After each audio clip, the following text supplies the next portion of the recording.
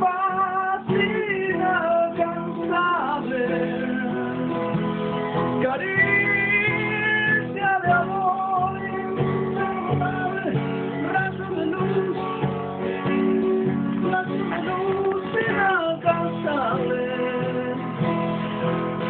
Y océanos, y océanos, y océanos,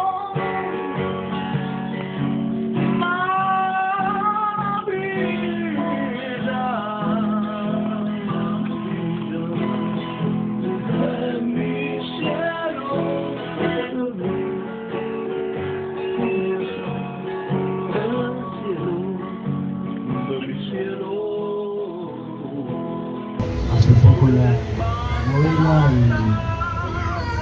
y se venía a fin de año y dijimos, bueno, vamos a presentarla, pero era difícil encontrar un lugar. Pero bueno, por suerte lo podemos hacer. Y entonces le damos fin a esta octava de la novela y empezará otra octava. Vamos a hablar un poquito de cómo surge esta obra. Después de escribir el aprendiz de música, que está por ahí, uno queda, después en general, ¿no? Todos los que escriben o hacen sacan algo de adentro, después queda un estado como de vaciamiento, pero no de vacío, sino de cierto reposo pleno. Pero bueno, al tiempito ya empieza de nuevo la inquietud, ¿no? ¿Y ahora qué hago? Y bueno, ahí fue cuando empecé a revisar la computadora y tenía poemas, tenía cuentos, tenía cartas visivas, imaginarias. Y era una ensalada divina, ¿no? Pero entonces yo a ver de qué forma se puede conectar todo esto. Y no había forma de conectar eso. Entonces, pero bueno, de alguna manera había algunos personajes potentes, ¿no? que después terminaron casi todos adentro de la novela. Y es una novela de eso, de personajes. O sea, lo que les pasa a los personajes, la psicología de los personajes, su mundo interior, van desarrollando lo que es el contexto, ¿no? Que fue apareciendo, uno nunca fue planeado. Eran los propios personajes los que llevan a crear el contexto donde van a desarrollar su propia impronta. Pero bueno, tenía... Y otra de las características de estos personajes es que muchos de esos personajes existen o han existido, y quizás puestos en circunstancias similares en la novela, quizás hubieran dicho las mismas cosas, ¿no?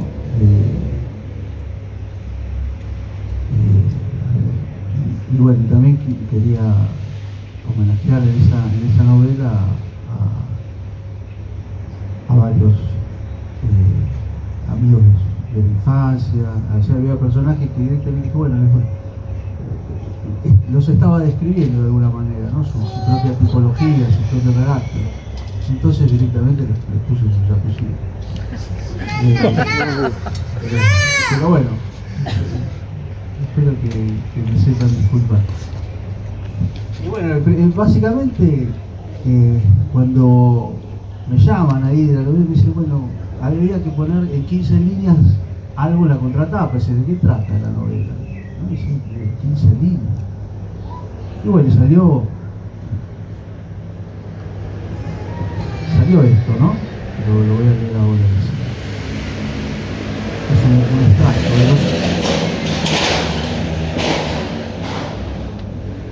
De los ojos empañados de Donna se desprendieron 2 caracoles que viajaron por sus mejillas haciendo más lenta la tarde. Desde algún lugar de su ser supo que, a partir de ese momento, podían llegar a sucederse eventos imprevistos, ni siquiera imaginados. Los ojos de Donatella es una historia acerca del amor. Es también una historia acerca del tiempo.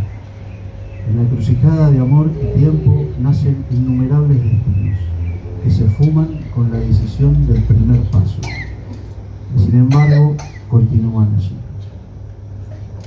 Esto fue casi escrito a través, lo miraba y decía, bueno, primero qué pretensión, ¿no? Escribir acerca de una historia acerca del amor y el tiempo, ¿no? Dos de los misterios más grandes que tiene la vida. Pero bueno, quizás porque los tomamos como sustantivos, ¿no? como sustancia, por ahí puestos en acción, puestos tomados como verbos, uno puede encontrarles un montón de significados.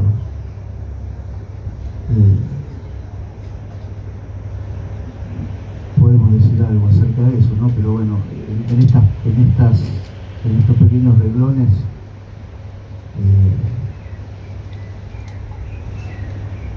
esta idea de que en cada momento se abren infinitas posibilidades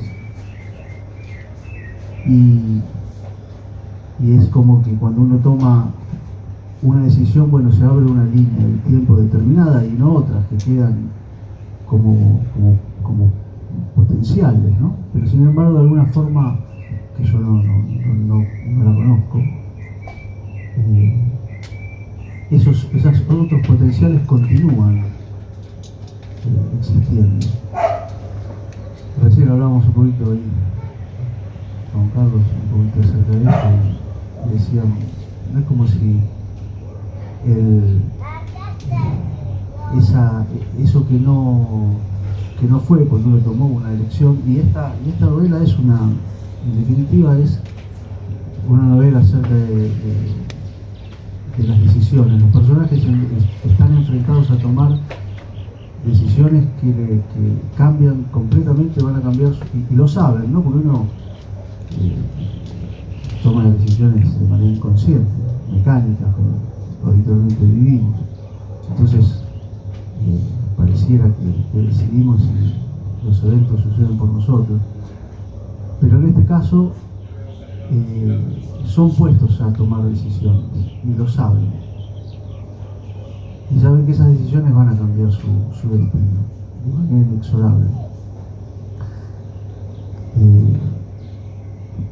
Y bueno, un poco eso es lo que uno quería transmitir con esas pequeñas líneas, ¿no? que me impusieron.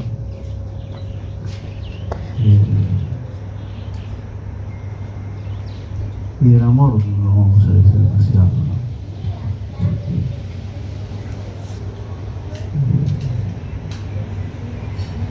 Es otro misterio. Y en realidad la novela esta tendría que se llama Los ojos de una tela, pero tendría que tener otro subtítulo, que es algo así como comentario sobre un poema de Virgilio Médici, que es un poeta limeño. Porque otra de las cosas que surgen al escribir la novela es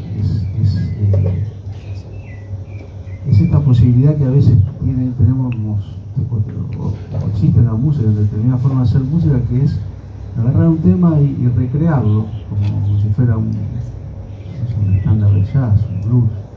Hay posibilidades de hacer comentarios acerca de eso, pero en la literatura no está ese recurso. Sí está, porque los temas que se tocan son arquetípicos, ¿no? Casi todas, pero no de manera tan expresa como por ahí en esta obra puede aparecer.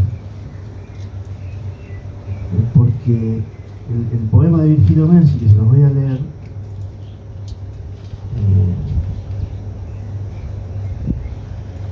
contiene toda la semblanza de este personaje principal. Y por otra parte es una es una persona que es real, que quizás esté viva ahora, no lo sabemos, pero Donatella existe.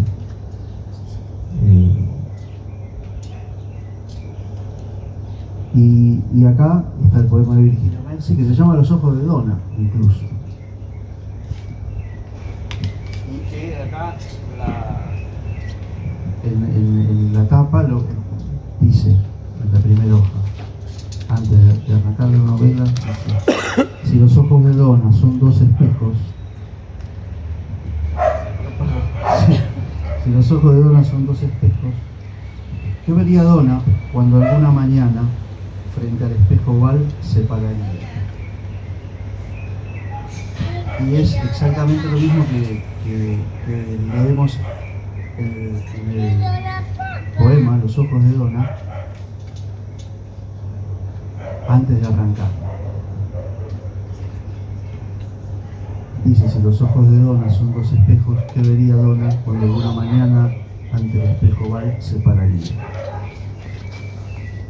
Y dice el poema Los ojos de Donna: cuando la Donna Berna, eterna jugadora de pinceles sedientos, alcohólica perdida, encontrada en los besos más lambruscos, cuando la Donna Berna, decía, se despierta de noches de colores verdosos de botellas vacías, entonces 4 gatos negros y callados le ronronean caminando entre sus piernas fuertes. Y la Donna Berna deja de jugar su papel de malvada. Entonces los cielos verdosos que viven o se mueren en sus telas, escupidos como flechas envenenadas de hachís, de vinos silenciosos, se limpian y se aclaran, y son dulces, juguetones, livianos. Y entonces los ojos de Donna son 2 espejos. Y lo que podía parecer alegría más parecería vacío, calmo vacío, música ausente de caracol vacío, canto de mar. Y entonces los ojos descuidados de Donatella son un cielo sin nubes, celeste firmamento mediodía. Y Donna visita los espejos, ya no les teme, y es liviana, y es casi alegre, y se siente una flor, pero no olvida que a las flores las cortan por el tallo, lejos, pero no tanto del natural desorden de ese templo pagano, donde canta la Donna su plegaria de vino y trementina. Y como un duende salta Donna a las calles y se hace gris y niebla, y odia Milán, y ama a la lejanía los campos de Toscana, los vinos de Toscana, y los pies que se limpian cuando se embarran del barro que escupe cuando llueve la alfombra suave de la madre toscana. Y entonces la saludan la armada Brancaleone de caballeros perdidos del Parco Sempione, con sus ojos de espejo y el caballo galopando en sus cerebritos castigados. Y Donna le sonríe, y juega la enfermera de los alucinados, y ríe y se desgarra el alma. Y casi es heroína para ellos, madre heroína de andantes caballeros cansados, incansables y sedientos. Y ya está Donna Berna de regreso a la niebla y al gris y a la Toscana. ¿Qué es la madre toscana sino un viejo recuerdo? Y entonces Donna visita a los amigos desterrados, los maltrata, les vacía las botellas, escarban el fondo de las ollas, escarban el fondo de las almas, y los ojos de Donna son del color más tinto de la noche. Y es lúcida y cortante, y nos lastima a todos, y nos lleva hasta el borde, y se disculpa y es más tierna, y es tan tierna como una flor, cortada. Y se ríe, y parte al universo de sus telas que más que telas son cartones olvidados, maderas viejas, escupidas por una ciudad vieja, por una gran ciudad triste y solemne, de Quijotes desarmados, insomnes y locos. Y ya está Donatella ebria de todo y todos, vomitando su tremenda sinfonía de colores y formas, lastimando más que dibujando cartones y maderas que renacen y sufren y sonríen desdentados, y entonces se detienen. Sin mirar la batalla librada contra el gris del hastío, se sonríe. Vuelca el licor dormido en una taza, y se acuesta agotada entre sus 4 guardias, y es cuando los ojos de Donna se cansan y se cierran.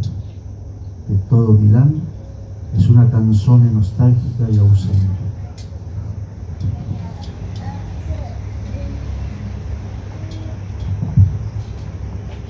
Bueno, muchos conocen a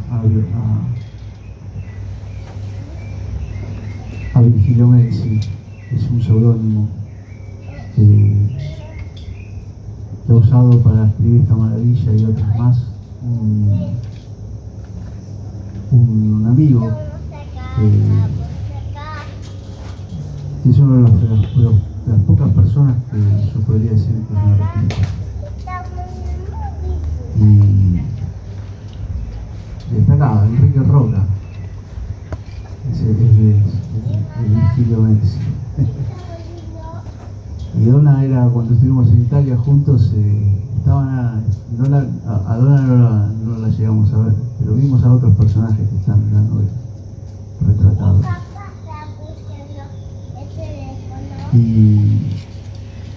Y bueno, ese es el personaje femenino fuerte. Y después está el otro, el personaje masculino, que hacen esta historia de amor, entre otras, porque hay varias historias de amor, de distinto tipo de amor que atraviesan la novela. Desde el amor más romántico hasta el amor a un ideal, hasta el amor a Dios, y están siempre esos amores friccionándose entre sí, digamos. Y bueno, me gustaría también, para unirlo a este poema, leer y con el sabor de este poema que acabamos de leer un poco de la novela, del inicio, del capítulo 1.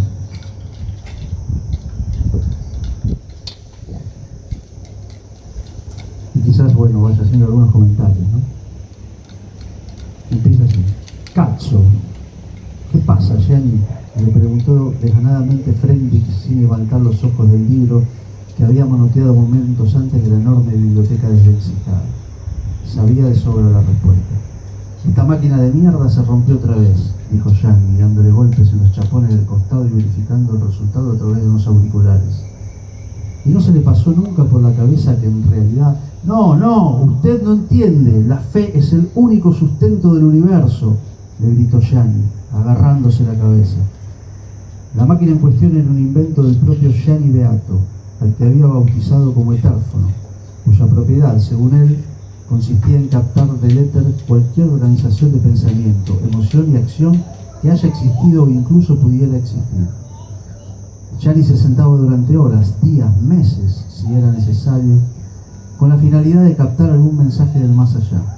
Para ello se ponían los auriculares pasados de moda y movía las perillas de la máquina delicadamente, como si estuviera manipulando nitroglicerina pura. Muy de tanto en tanto se sobresaltaba y escribía en el cuaderno que tenía apoyado sobre la falda. Aflojá un poco con eso, Gianni, vamos a visitar a Donna, que hace rato que no la veo, le propuso Fredrik al verlo cada vez más angustiado.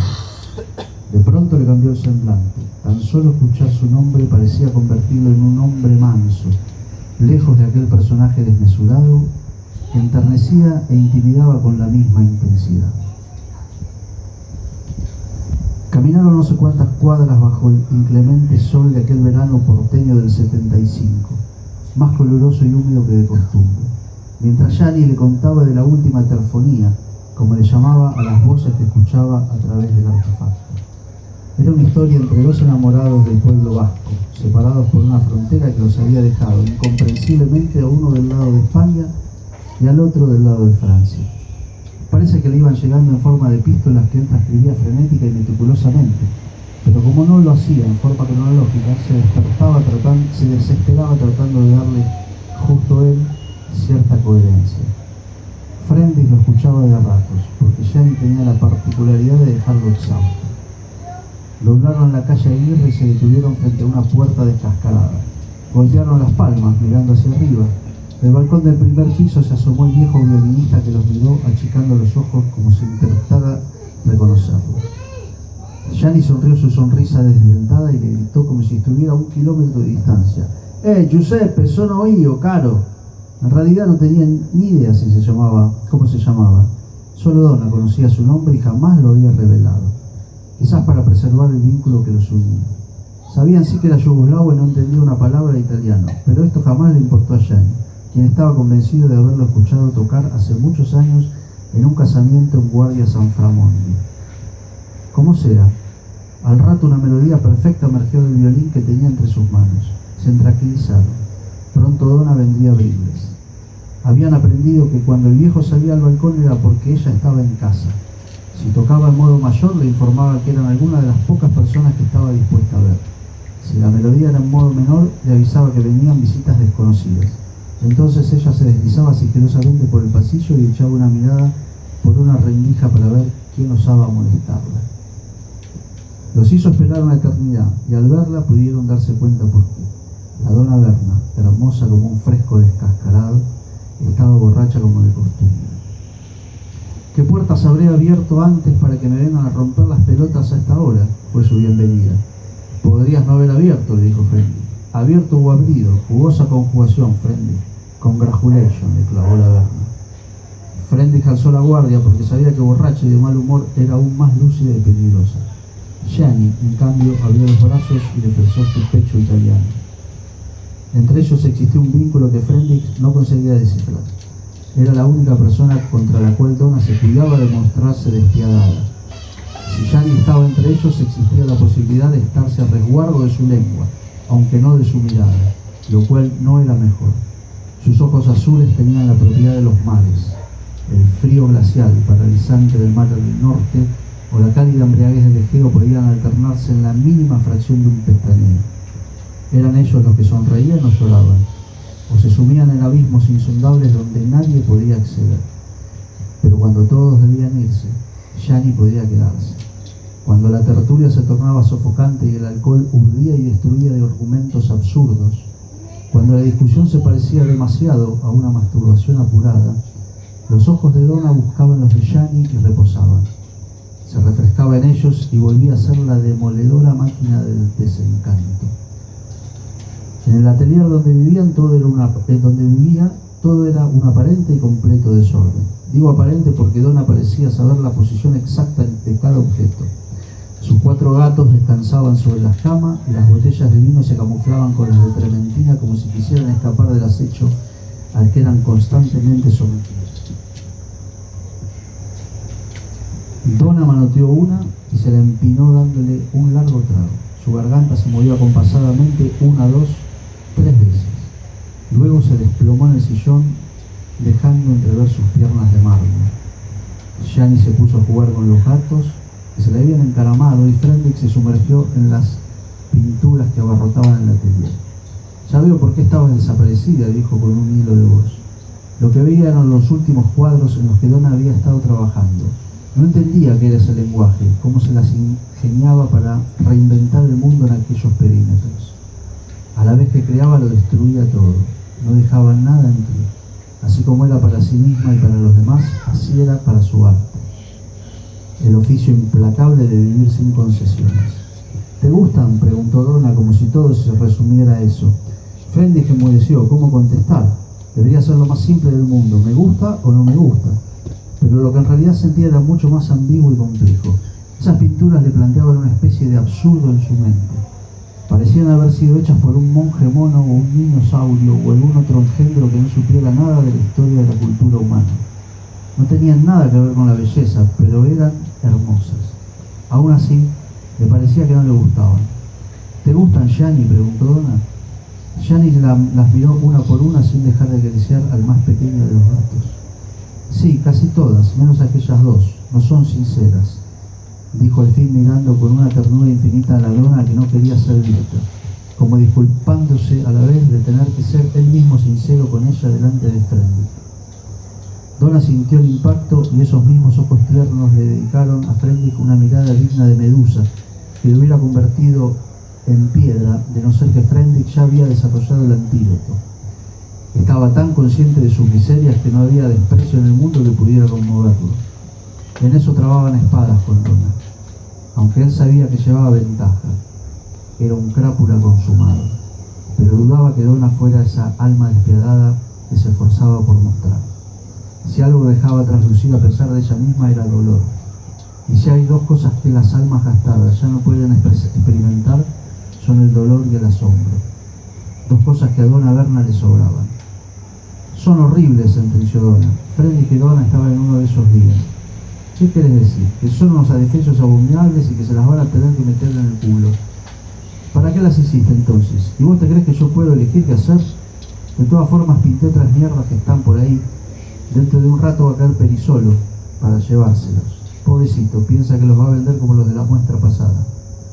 Estirada en el sillón, amoldándose a cada curva del respaldo, parecía otro de sus gatos, a no ser por su brazo derecho que colgaba afuera con la botella en la mano. ¿Cómo va la máquina del tiempo, Gianni?, preguntó Donna. Fredrik la miró con complicidad, pero en su rostro anguloso no existía el menor indicio de sorna. Del no tiempo mejor, dijo Gianni, tímidamente entre dientes. Dale, contá, lo animó Donna, intuyendo que por fin había algo interesante para escuchar aquella tarde. Y viste que hay un tiempo horizontal y otro vertical. En el horizontal una cosa va detrás de otra como una secuencia, y en el otro está todo junto. Con esta máquina puedo sintonizar cualquier evento que se haya dado o vaya a ocurrir. Pero todavía no puedo elegir, me falta afinar el dial. Un poco como vos con las pinturas, comentó Gianni. Donna, como cada vez que algo lograba conmoverla, apretó las mandíbulas y se quedó mirando a Gianni, que a su vez miraba los lienzos. Pero vaya a saber qué miraba Gianni con esa mirada de cachorro que parecía atravesar las telas como si fueran portales a otra dimensión. A Fredrik le irritaba que alguien viera en Gianni una especie de genio místico de exégeta de no sé qué realidades. Para él era lisa y llanamente un esquizofrénico que le había logrado cierta contención entre gente cuyos parámetros de normalidad distaban mucho del estándar social. Pero la ecuación que Fredrik evitaba mencionarle a su corazón era que estaba perdidamente enamorado de Donna, y que Donna solo tenía una mirada humana para Gianni. Prefería pensar que era ternura o compasión, porque en definitiva Gianni, si uno podía atravesar su olor y su boca desdentada, despertaba eso en la gente. Aún así sentía que algo de otro orden los unía. El violín desafinó una melodía lidia, lo cual quería significar que el visitante era conocido, indeseable y mal venido, pero de presencia necesaria. Donna, le explicó una vez el viejo en su español incomprensible luego de que ella le expresara sus necesidades. Esta es la escala ideal para eso, es como una escala mayor, pero escuchá esta nota.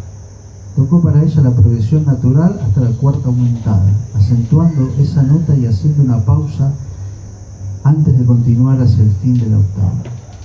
Donna se le hizo tocar una y otra vez, escuchando con todo su cuerpo. Podía sentir una sensación rara en la boca del estómago cada vez que la progresión pasaba por ese intervalo de cuarta aumentada. Una sensación como de confianza.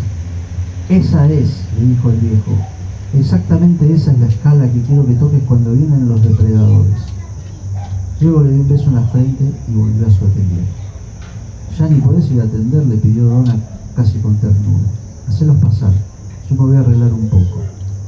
Gianni partió hacia la puerta y Fredrik miró como, con una mezcla de deseo y pudor, cómo se sacaba la ropa delante suyo, ignorándolo por completo. El cuerpo de Donna era bello, descuidado y salvaje como ella, y ni el ridículo vestido de lentejuelas que se había puesto lograba ocultarlo. Permiso. Perisolo asomó su cabeza por la puerta entreabierta como si tanteara un campo minado. Detrás suyo una señora rechoncha y emperifollada que se parecía mucho a un pavo real mal embalsamado, sonreía inflando los cachetes hasta casi hacer desaparecer tras ellos sus ojos. Ah, Donna, te presento a la señora Gentile, la galerista de la que te hablé, la atacó Perisolo, todo galantería, sin reparar en Fredrik, que todavía no se había repuesto del cuerpo de Donna. Y yo te presento a Fredrik, un amigo del que nunca te dije una palabra, replicó con aspereza, como marcando un territorio invisible. A Gianni ya lo conoces. Perisolo y Fredrik forzaron una sonrisa como todo saludo, mientras Donna, cambiando el tono, sacaba a relucir su estirpe pacientemente labrada en los mejores colegios de Milán, y los cócteles en el palacete de su familia. Buonasera, señora Gentile, dijo Lagarde, inclinando la cabeza en un gesto que a Freundlich le pareció que rayaba lo burlón. Ay, cara, un bello piacere, le correspondió la señora extendiendo su mano de empanada. No, el placer es mío, adelante, el señor Perizuelo lo va a asesorar. Donna montó al revés una silla y se prendió un cigarro. La primera pitada la envolvió en un humo frío que a contraluz le daba un aire espectral. Con los codos apoyados en el respaldo, era el primer capítulo nomás. Parecía una directora de teatro dispuesta a observar un ensayo de su propia obra. La señora Gentile y Perizuelo se enfrascaron en un sesudo análisis de las telas, sacaron una por una, las compararon, se alejaron, se acercaron, sometieron sus manos y sus rostros a todo tipo de gesticulaciones y después entregaron un conciliábulo susurrado que parecía extractado de una película de espías. No es lo que esperábamos, Donna, dijo al fin Perizuelo. Pero de todas formas la señora Gentile está dispuesta a hacerte una oferta por todo el lote, agregó con cierto pudor. No había que ser muy perspicaz para entender que la magnánima señora Gentile le estaba haciendo un favor a una artista en decadencia. La escucho, dijo Donna secamente, entornando los ojos. Mira, querida, vos sabés que estas pinturas son muy difíciles de comercializar, no tienen nada que ver con lo que está pasando y... Sea clara, ¿cuánto ofrece? Donna había dejado de ser amable. 2.000 por cada una, replicó la señora en el mismo tono, acostumbrada a las negociaciones arduas. ¿2.000 qué? Pesos ley, querida. Los ojos de las damas parecían comunicarse por una radiactividad invisible, como si fueran dos guerreras midiendo la distancia para el combate. Mire, le hago otra propuesta, no se lo tome a mal, pero creo que es muy conveniente. Ahora el tono de Donna se asemejaba al de un vendedor ambulante.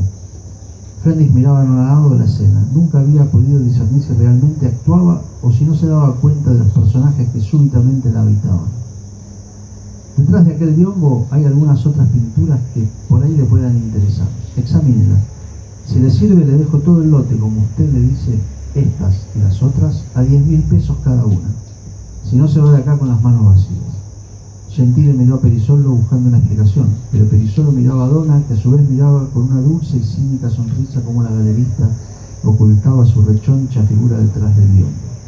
¡Perizuelo!, llamó al rato la señora como pidiéndole auxilio, y Perizuelo acudió en su ayuda. Detrás del biombo él también se quedó sin aire. Donna, no sé qué decir, se atragantó desde allí el marchand, como si fuera un seminarista compungido por un pecado reciente.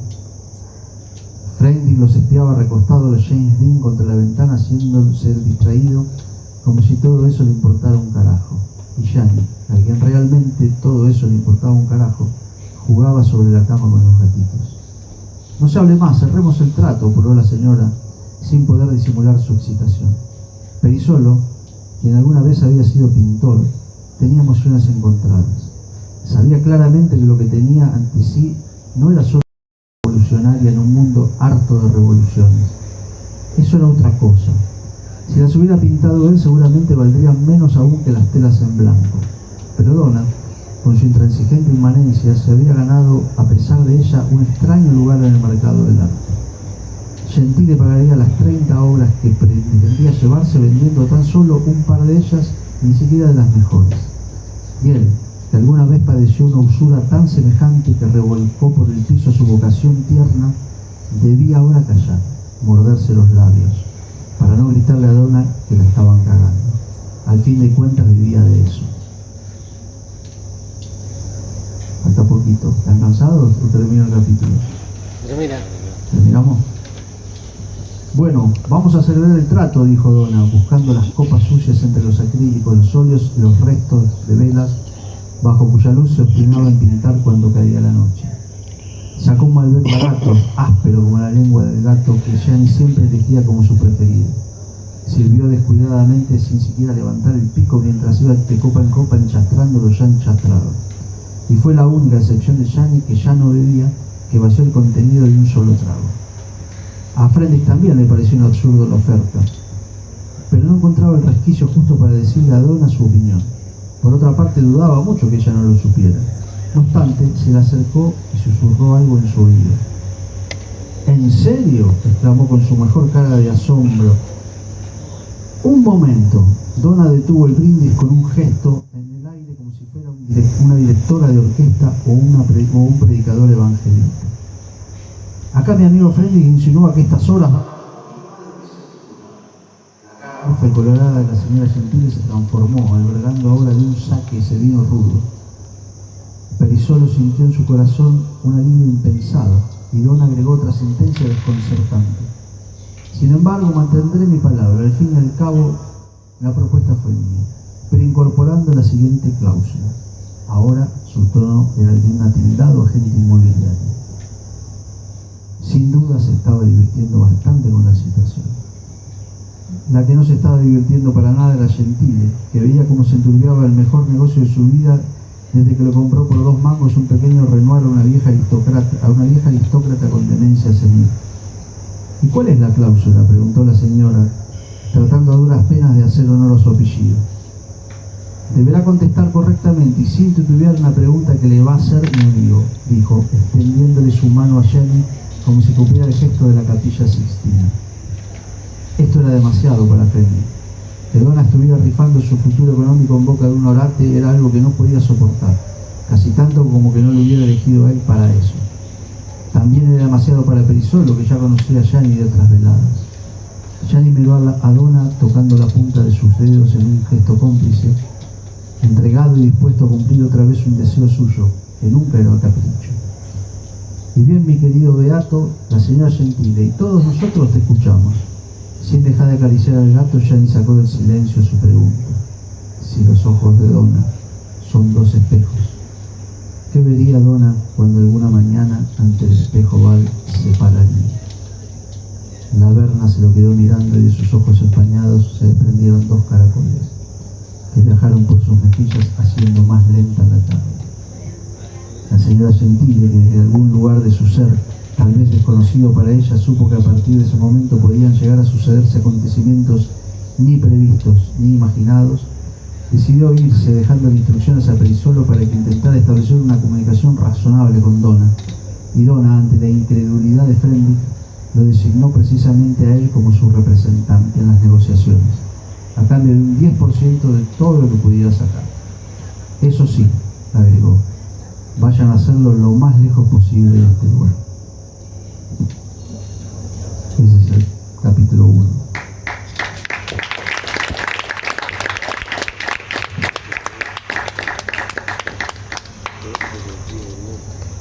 Otra. Bueno, y después sí se va entramando, aparecen personajes y aparecen subtramas y bueno, y aparece lo que en definitiva uno quiere decir, ¿no? Que también fue el aprendiz de música, iba por ese lado, ¿no? Que es las fuerzas que habitan este mundo de manera subyacente, ¿no? Que podríamos decirle las fuerzas de la luz y las fuerzas de la oscuridad, sin que esto suene en maniqueísmo ni en un dualismo New Age. Tiene que ver con ese dial que sintonizaba Gianni, ¿no? ¿Con qué nos sintonizamos nosotros a cada instante? Y eso está ocurriendo permanentemente, todo el tiempo. Y también se refleja en esta otra novela de una manera más no tan lineal, no tan explícita como el aprendiz de música. Porque claro, entre la luz y oscuridad hay un claro oscuro y un degradé que es difícil de percibir. Así que bueno, espero que la lean, que la disfruten y por mi parte no tengo más nada que agregar.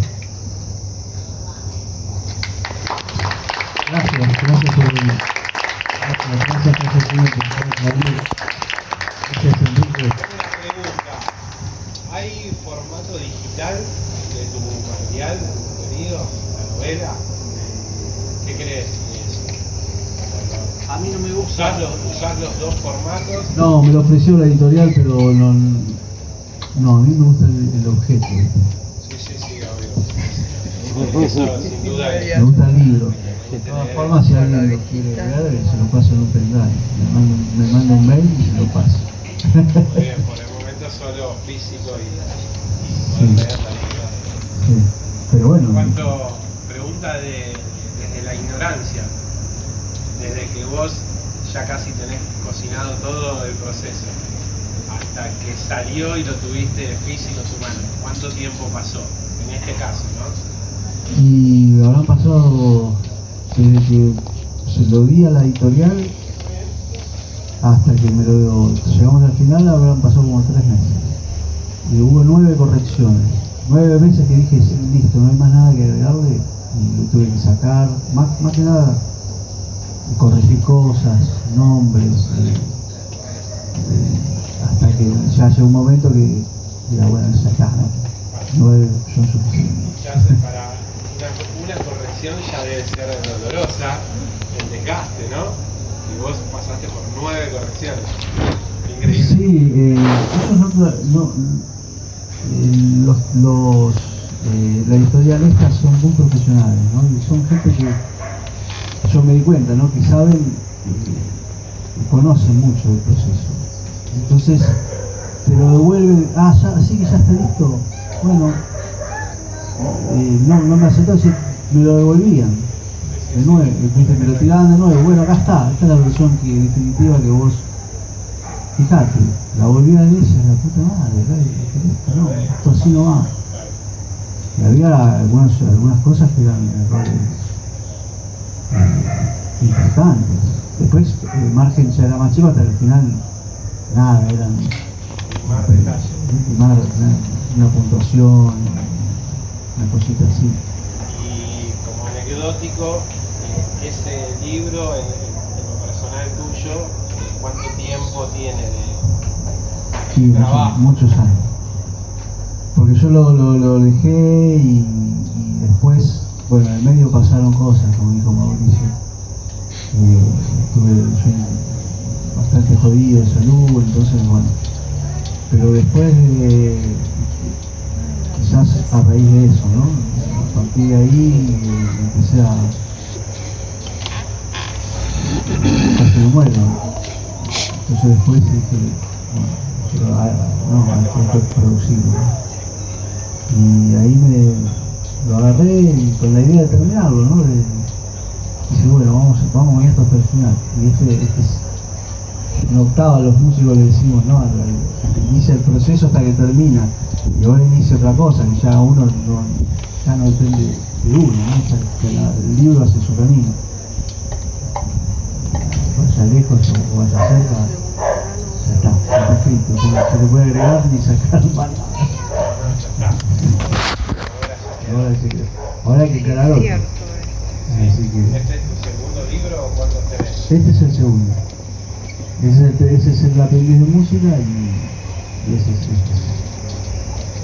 Pero Bueno, para está. nosotros es una primera experiencia, una presentación del libro acá en el espacio y al aire libre también, ¿no?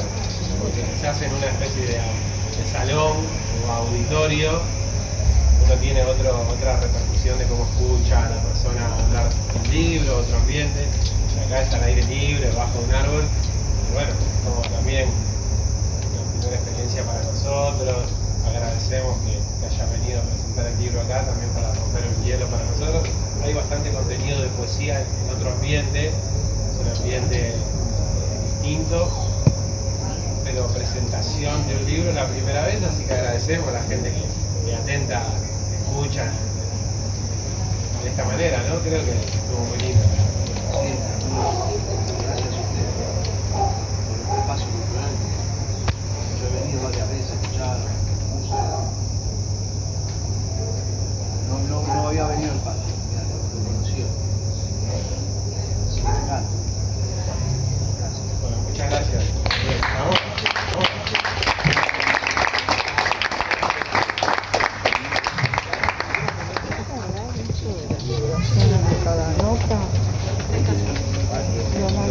¿no?